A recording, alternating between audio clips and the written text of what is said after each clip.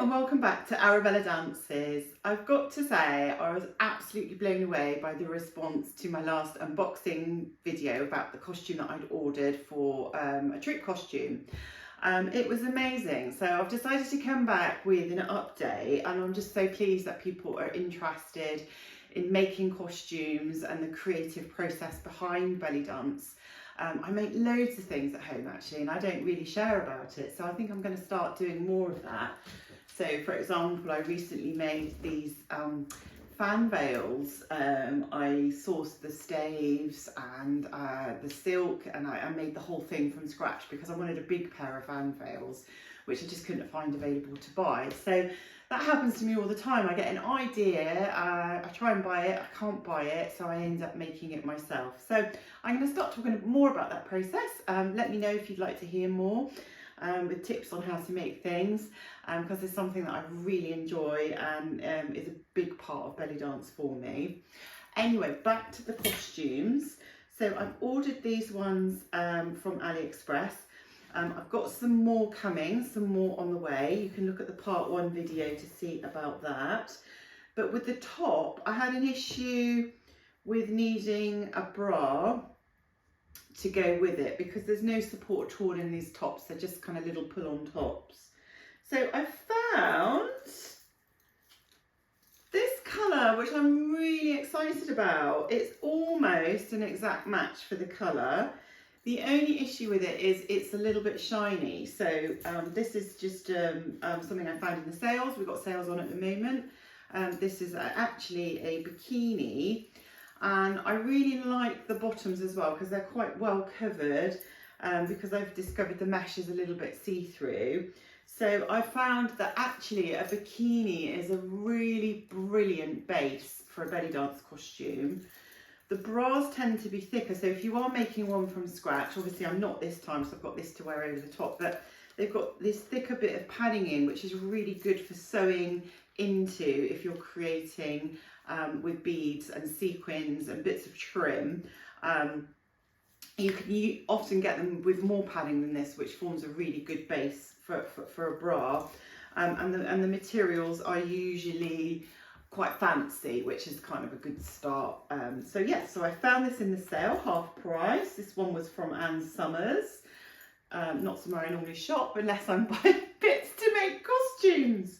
So that's that. The only thing is this fabric is quite shiny, and it's also got this trim detail. So I don't know if this trim detail is going to complement what I've got here or be too much. I think it's going to complement, because I was actually really pleased the sort of the AB iridescent in these rhinestones seems to be the same kind of basis as what is in the beads on the strap, or the crystal on the strap there. So I'm going to try that on in a second. This piece of trim I'm not going to need because it's going to be underneath the skirt. So I'm thinking I might take that piece of trim, and then I might make like a little headband or possibly an arm cuff or something that will complement the costume and go with it, and start to elevate this costume. So this is all the basic cheap costume, which we talked about last time. We said would be great for a troupe, but maybe with extra bits of bling and stuff, you can sort of jazz it up and maybe use it as a professional costume if you had a restaurant booking or somewhere you go to regularly and you want to keep changing your costumes, but without spending too much. Sometimes what I'll do is I'll wear one of my really super expensive designer costumes from Cairo, and then maybe my second set I'll wear something that I've kind of made and created at home. Nobody ever notices. I get the same compliments and the same number of people wanting to come and have their photo with me, whether I'm wearing a pro costume or a homemade costume. So yeah, I think everyone should feel empowered to kind of go and make their own costumes. They work brilliantly.